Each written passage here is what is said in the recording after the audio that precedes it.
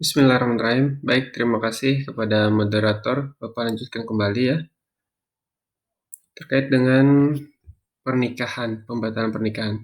Tadi dia yang menanyakan bagaimana jika pernikahan tidak direstui atau pernikahan dipaksa. Ya tentunya pertama, kalau pernikahan dipaksa berarti pernikahan tersebut bukan pernikahan yang benar, tetapi pernikahan dalam tekanan seperti itu.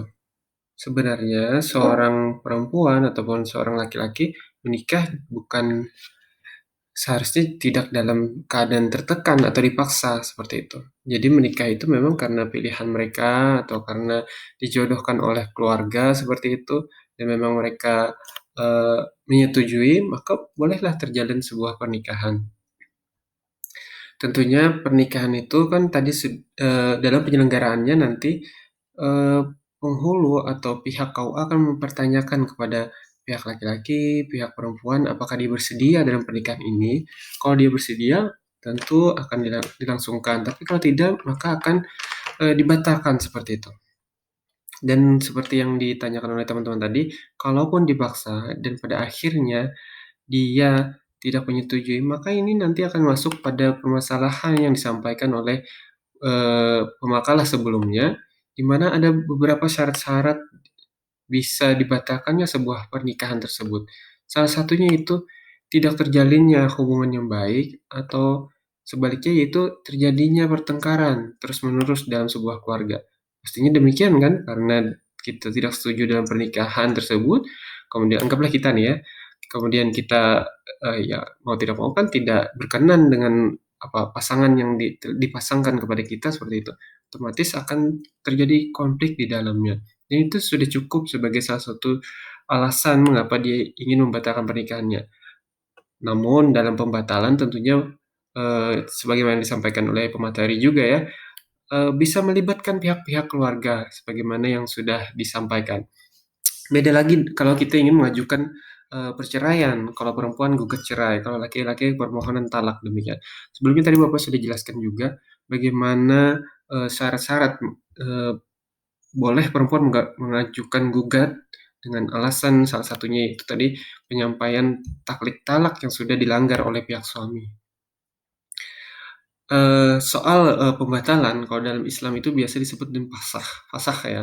Sebenarnya dalam Islam pun sudah mengatur hal tersebut. Dalam surah An-Nisa ayat 23 sampai 24. Kalau tidak salah ingat Bapak ayatnya seperti ini. Bismillahirrahmanirrahim. Auzubillahi minasyaitonirrajim. Bismillahirrahmanirrahim. Hurimat alaikum ummahatukum wa banatukum wa banatul akhi wa banatul ukhti wa banatul ukhtaini dan selanjutnya. Mungkin nanti kalian bisa lihat. Jadi di sana dinyatakan bahwa diharamkan atas kamu mengawini ibu-ibumu, anak-anakmu yang perempuan, saudara-saudaramu yang perempuan, saudara-saudaramu sebapak dan selanjutnya. Nah, di sana ada beberapa nasab atau keluarga yang ternyata dinikahi, maka itu perlu untuk dipasah atau perlu untuk dipisah, dibatalkan pernikahannya. Karena di samping dari bukan bersalah, di samping dari melawannya dasar hukum Islam, bahkan juga bertentangan dengan hukum di Indonesia, ini juga memiliki dampak-dampak dari sudut pandang kesehatan tentunya juga. Bahkan dalam lingkup sosial keluarga mereka pastinya tentu tidak tidak akan melihat begitu saja hal tersebut terjadi. Dan pastinya kalau mengetahui bahwa anak ini adalah juga anak dari bapak yang sama, maka mereka pasti akan melakukan fasah tersebut. Apalagi di era dulu ya, waktu belum ada Undang-Undang Nomor 1 tahun 1974 itu, di mana seorang laki-laki bisa saja memiliki istri yang banyak dan pastinya anak-anak mereka apabila pernikahannya dalam pernikahan siri, maka ada kemungkinan anak-anak tersebut akan menikah dengan anak mereka sendiri. Dalam artian seperti anak dari istri pertama akan ada kemungkinan menikah dengan anak dari istri kedua. Misalnya contoh ya, seorang supir truk misalnya, dia menikah di Banjarmasin, kemudian juga dia menikah di Tanjung, mempunyai anak dua-duanya, anaknya kemudian kuliah di kampus misalnya, kampus mana salah satu tertentu, kemudian mereka saling suka dan mencintai, mereka ingin menikah, maka ini kalau tidak ada yang mengetahui dari pihak keluarga bahwa mereka adalah sama-sama sedarah itu ya, hukumnya itu adalah haram dan itu harus dibatalkan.